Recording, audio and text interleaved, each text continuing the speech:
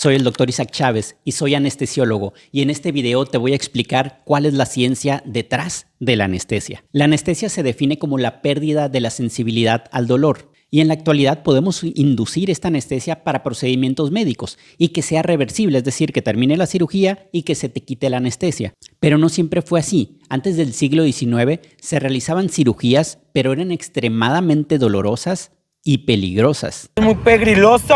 ¡Muy peligroso! Quiero que observes a detalle estas imágenes de cirugías previas a la invención de la anestesia. Ve cómo se utilizan muchas personas para sujetar ya sea los brazos, las piernas o todo el cuerpo de la persona, y las caras de angustia que hacen. ¿Te imaginas una cirugía así, sin anestesia? Además, el tipo de procedimientos, el tipo de cirugías que podían hacer era muy limitado. Eran solamente aquellas que el paciente podía soportar y generalmente se hacían solamente de urgencias, amputaciones o cosas que comprometían la vida. Fue hasta 1846 cuando el médico William Morton aplicó éter para una anestesia por primera vez, y de ahí empezó la revolución en la medicina. Hoy la anestesia la podemos dividir en tres tipos principales: la anestesia local, la anestesia regional y la anestesia general. Te voy a explicar en qué consisten los tres. La anestesia local es la forma más simple y común de la anestesia. Se aplica directamente sobre la piel, sobre los músculos, sobre las mucosas. Generalmente vamos a usar medicamentos como lidocaína, como bupivacaína. Y estos medicamentos funcionan bloqueando los canales de sodio en las neuronas. Así no se va a conducir la información que debería transmitirse como dolor. De esta forma se impide que esa señal llegue hasta el cerebro. Es como si desconectaras los cables de la electricidad, pero no pasa nada. Eventualmente se van a volver a conectar. Y al cabo de unos minutos o unas horas, la conducción va a regresar a la normalidad. ¿Por qué? Porque no se cortaron realmente, solo se pusieron en pausa. El anestésico inyectado se va a absorber, se va a metabolizar y se va a excretar eventualmente. Así que es totalmente reversible y temporal. La anestesia local es ideal para procedimientos menores, como quitarte un diente, como suturar alguna herida, como tomar una biopsia, como quitar un lipoma, etc.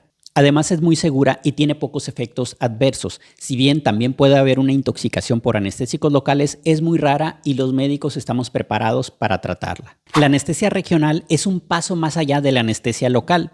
En este, como su nombre lo dice, no nomás va a ser en el punto de inyección de la anestesia, sino va a ser toda una región o una parte del cuerpo, como puede ser todo el miembro superior, como puede ser toda una pierna o puede ser la mitad del cuerpo. Y esto se logra inyectando anestésico alrededor de los nervios que llevan la información a esa parte del cuerpo. Los tipos más comunes de la anestesia regional son la anestesia epidural o la anestesia neuroaxial y también la anestesia de los nervios periféricos, como los bloqueos de plexo. Por ejemplo, en la anestesia epidural, el anestésico se inyecta en el espacio que rodea a la médula espinal. Por lo tanto, se va a parar la transmisión del dolor en esa parte del cuerpo. Esta anestesia la usamos muy frecuentemente en partos o en cesáreas porque de esta forma solamente anestesiamos la parte inferior del cuerpo. Por arriba la paciente está despierta, puede mover los brazos, puede abrazar a su bebé cuando nazca y así evitamos pasar tantos medicamentos por la vena que podrían atravesar por la sangre y llegar hasta el bebé cuando aún no ha nacido. También se puede utilizar para cirugías en las caderas o en las piernas o en el abdomen. Por otro lado, los bloqueos de nervios periféricos van a anestesiar a una región del cuerpo, por ejemplo, una extremidad. Si te van a operar de la mano, te podríamos poner una anestesia acá, cercano a la axila, o acá, arriba de la clavícula, y con eso cortar la transmisión nada más de los nervios que van hacia tu mano, de tal forma que tú vas a estar despierto, puedes estar moviendo tu otra mano, tus piernas, etcétera, y no tener nada de dolor durante la cirugía. Y también te va a durar el medicamento lo suficiente para que no tengas dolor 12 horas o hasta 24 horas después de la cirugía. Este tipo de anestesia, que últimamente ha tenido mucho auge porque lo hemos hecho más seguro utilizando aparatos como ultrasonido, así inyectamos exactamente donde queremos hacerlo, alrededor de los nervios, y evitamos inyectar arterias o venas o el pulmón incluso, que podría ser muy peligroso. Y también con esto evitamos dar una anestesia general, así reducimos los riesgos. De eso se trata todo en anestesia, reducir los riesgos y aumentar los beneficios. Por último, vamos a hablar de la anestesia general. Si te han operado, tal vez recuerdes que estabas contando hacia atrás, 10, 9, 8, 7, y ni siquiera llegaste al 5, y lo siguiente que recuerdas es ya estar afuera del quirófano recuperándote. 2, 3, oh, I feel it. 2, 3, 4, 5, 6, 7, 8, 9, 10, 11, 12.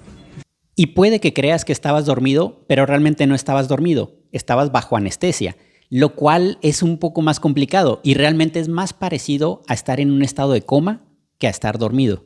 Porque en este estado de anestesia estás inconsciente, pero tampoco puedes mover los músculos, no puedes generar recuerdos y afortunadamente tampoco puedes sentir el dolor. Si no pudiéramos bloquear todos estos procesos a la vez, muchas cirugías sencillamente no se podrían realizar. La anestesia general actúa sobre el sistema nervioso central, específicamente sobre el cerebro. Así que podríamos decir que si alguien no tiene cerebro, pues no tendría dolor.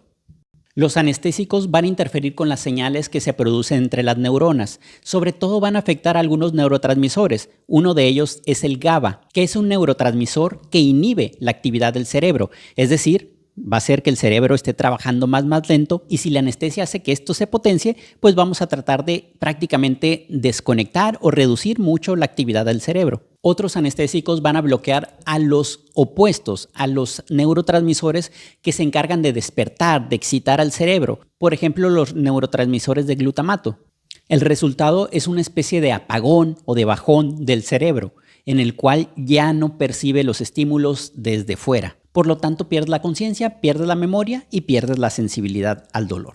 Todos los medicamentos de la anestesia van a tender a modificar tu ritmo cardíaco, tu presión arterial, en general tus signos vitales. Incluso vas a dejar de respirar, porque también eso está controlado por el sistema nervioso central. Por eso vamos a estar monitorizándote constantemente, vamos a estarte tomando la presión, vas a tener un oxímetro de pulso y te vamos a poner ese tubo que va en tu boca hasta la tráquea. Por ahí va a estar entrándote oxígeno ayudado con un ventilador. Y no te asustes, una intubación cuando es para una cirugía es algo que es fácilmente reversible. Te van a quitar ese tubo cuando terminen la cirugía. Tal vez termines con algo de dolor en la garganta, va a ser por ese tubo y se te va a pasar en unas pocas horas. Los anestesiólogos vamos a estar ahí todo lo que dure la cirugía. No es como que empezamos y nos vamos. No, estamos pendientes ahí a centímetros de tu cabeza todo el tiempo, toda la cirugía. La parte fácil es dormirte, la parte compleja es mantener a todos tus signos vitales estables y que podamos despertarte. Y aunque la anestesia es muy segura, siempre puede haber efectos adversos, por eso estamos ahí.